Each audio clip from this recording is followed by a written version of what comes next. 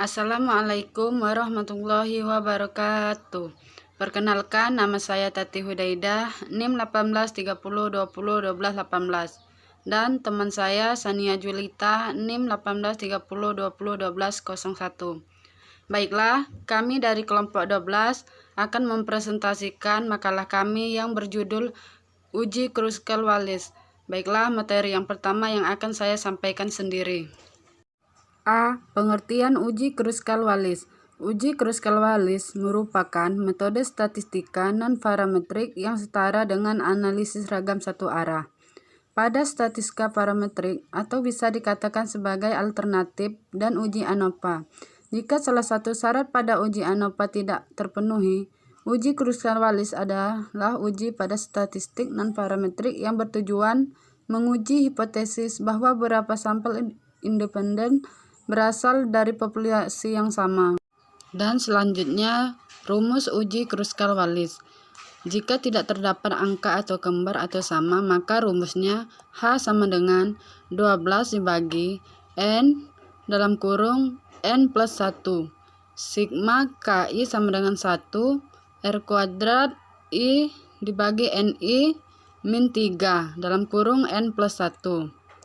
Jika terdapat angka kembar atau sama, maka rumusnya H sama dengan 12 dibagi N dalam kurung N plus 1.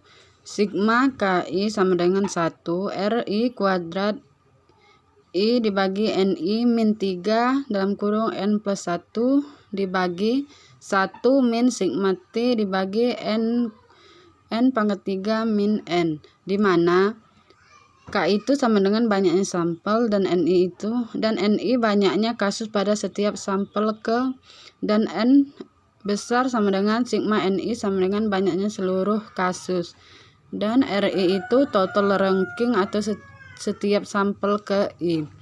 Sigma KI sama dengan 1 itu menunjukkan penjumlahan seluruh K sampel kolom-kolom mendekati distribusi chi-square dengan dB sama dengan K dikurang 1 untuk ukuran-ukuran sampel sebesar N yang cukup besar, dan T sama dengan T kuadrat sama dengan T itu banyaknya observasi yang berangka sama.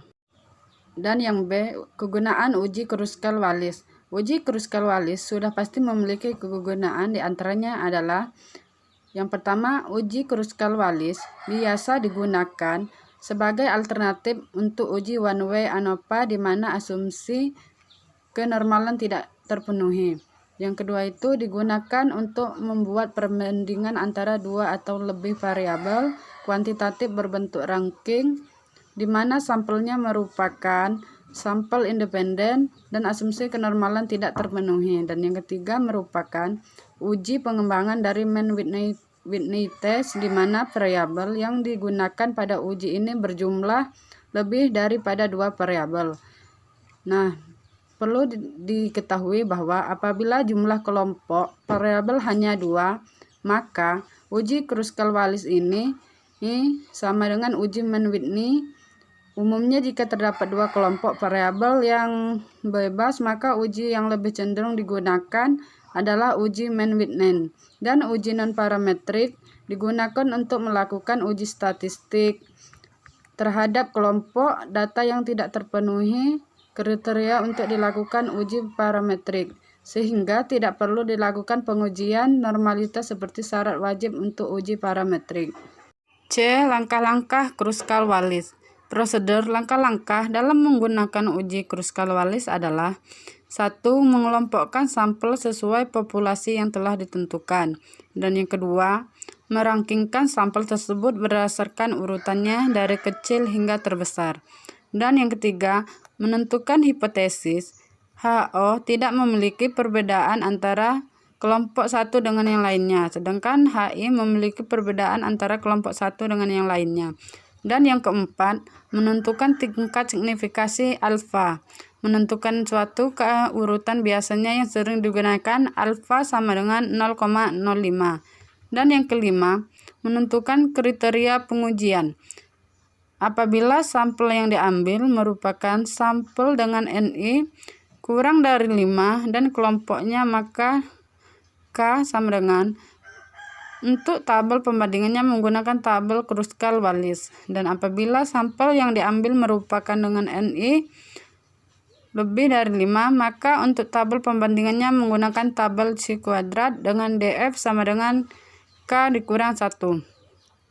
Setelah yang keenam, setelah data tersusun dari langkah 1 sampai ke 5, didapat statistik uji Kruskal-Wallis dengan rumus H sama dengan 12 dibagi N dalam kurung N plus 1 sigma KI sama dengan 1 R kuadrat I dibagi NI min 3 dalam kurung N plus 1, di mana K itu perakuan pada sampel dan N banyaknya sampel pengukuran pada sampel pengukuran ke I, dan N besar banyak sampel keseluruhan, dan RI jumlah ranking I, di mana tiap-tiap pengukuran ranking dari data keseluruhan.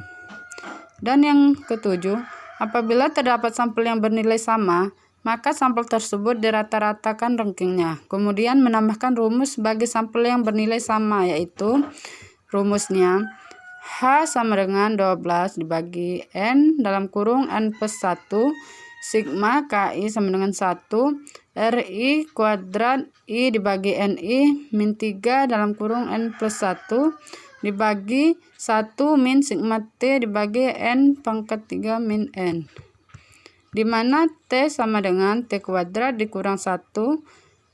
T itu adalah sampel yang berangka sama dalam nilai skor yang berangka sama.